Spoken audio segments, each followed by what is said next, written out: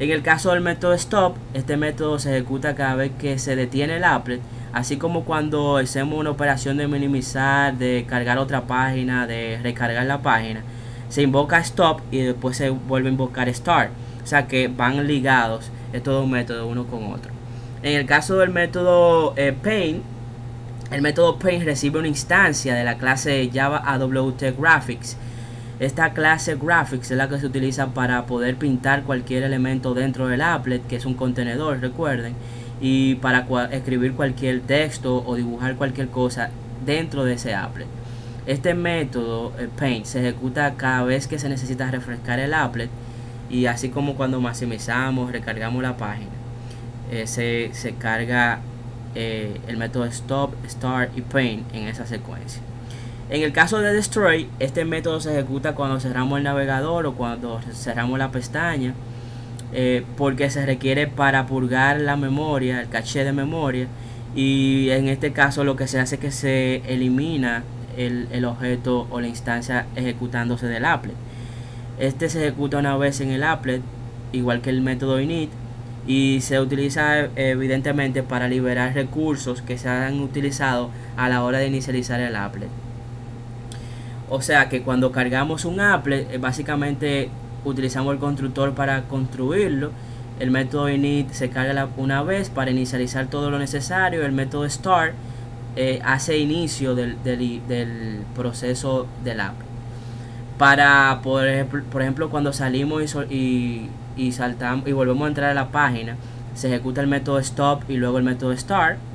Cuando cerramos el navegador se ejecuta el método stop y luego se ejecuta el método destroy en esa misma cadena, y eso requiere pues que se complemente todo un ciclo de ejecución de este applet en memoria. Pero como sabemos, el applet es código Java, se necesita combinar con código HTML, y básicamente un código HTML que viene de Hypertext Markup Language.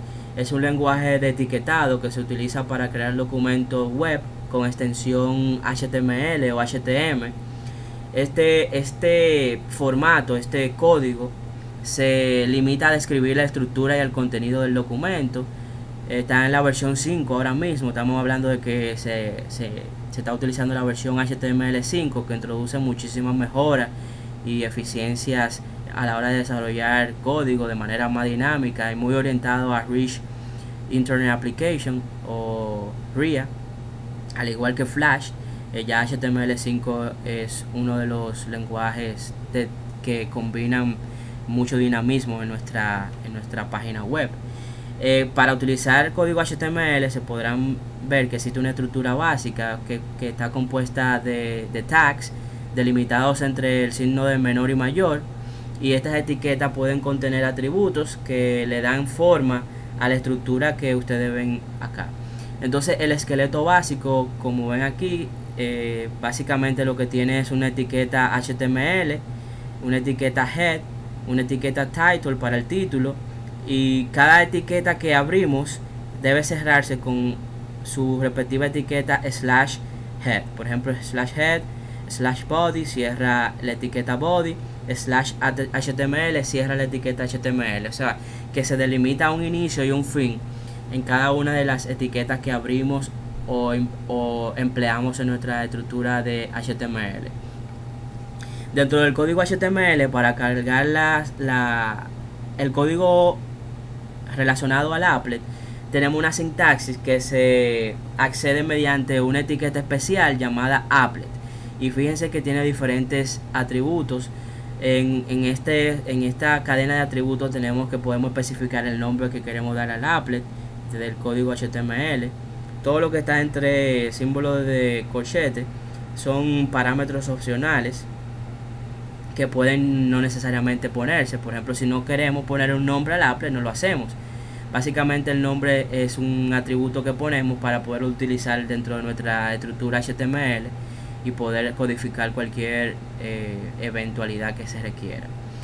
El codebase especifica una ruta, un URL por defecto, donde el applet, en caso de que sea distinta a la ruta donde está el HTML, si queremos poner nuestro código applet en otro lado, podemos especificar esa ruta base. También tenemos code, que especifica el nombre de la clase principal del applet, donde suele ponerse el paquete de la extensión. O sea, que si queremos poner toda la ruta completa, tenemos que especificar paquete y extensión. Bien, de igual manera tenemos los atributos para especificar, por ejemplo, archive. Es el atributo que especifica archivos jar o archivos .zip que contienen clases que son requeridas para precargarse en el navegador. Por ejemplo, si queremos acceder a imágenes, si queremos acceder a librerías que son requeridas para completar la ejecución del applet, pues lo hacemos en esta sección de archive, aquí en este atributo.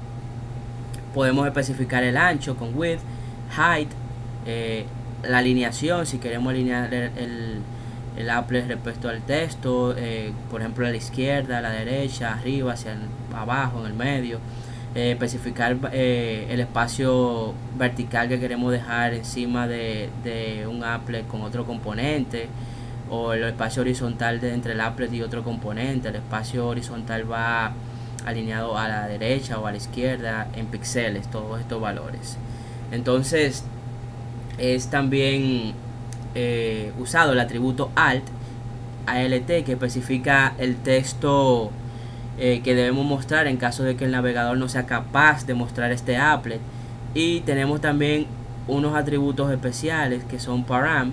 Es la manera en que pasamos parámetros al applet desde el exterior. Cualquier forma de mandar parámetros desde el exterior se logra con estos atributos param. Una etiqueta que contiene básicamente dos atributos: el nombre para el parámetro y el valor por defecto, o el valor que queremos asignar a ese atributo. Los applets cuentan con dos métodos que nos permiten acceder a estos parámetros desde Java. Son el método getParameter, que recibe el string con el nombre del parámetro, y tenemos un arreglo getParameterInfo, que recibe un arreglo de dos dimensiones donde nos trae la combinación name y value de cada parámetro que estamos trabajando. Entonces tenemos una forma de probar los applets. Esta forma de probar los applets contiene herramientas que nos permiten a nosotros correr los applets sin necesidad de un navegador. Se logra con una herramienta que viene ya en el SDK o el JDK de Java, que se llama Applet Viewer. Es un archivo ejecutable donde especificamos el HTML como argumento. Por ejemplo, Applet Viewer espacio hello world.html me carga una página HTML con el contenido que necesita mi página HTML para cargar mi applet. Ese fichero HTML como mínimo debe requerir o debe presentar el tag HTML y el tag applet, donde especifico el code, que es la clase que quiero cargar. Si tengo un paquete, debo especificar el paquete, el ancho y el alto. Esos tres atributos, code, width y height, son lo mínimo requerido para cargar un applet. Sin estos tres atributos va a ser tal vez imposible mostrarlo en el navegador. Acá podemos ver un ejemplo donde podemos presentar un applet, evidentemente desde la implementación Swing, porque estamos usando JApplet. Usamos una clase Hello World 2 que herede de JApplet, automáticamente hereda de JApplet, lo convierto en un applet. Entonces ya con estos códigos Java y estos códigos HTML, acá en el método init tendría por ejemplo un JLabel donde yo puedo mostrar una etiqueta que diga Hello World y luego agregar esa etiqueta a mi contenedor, que es el applet. Cuando yo cargo esto en el HTML, solamente necesitaría decir code, cuál es el nombre de la clase con su extensión .class, cuál es el ancho y cuál es el alto que quiero dar a ese objeto o a ese contenedor que se va a cargar. Si yo corro Firefox Mozilla con mi código, se mostraría una especie de panelcito conteniendo lo que sería esta ejecución de una etiqueta que dice Hello World. Así sucesivamente hay muchas diferentes implementaciones, pero no solamente necesito el Applet Viewer para ejecutarlo, sino que puedo ese código HTML, esa página HTML que yo guardo con estos atributos mínimos, puedo guardarla en un objeto HTML y cargarlo en un navegador, y esto me va a estar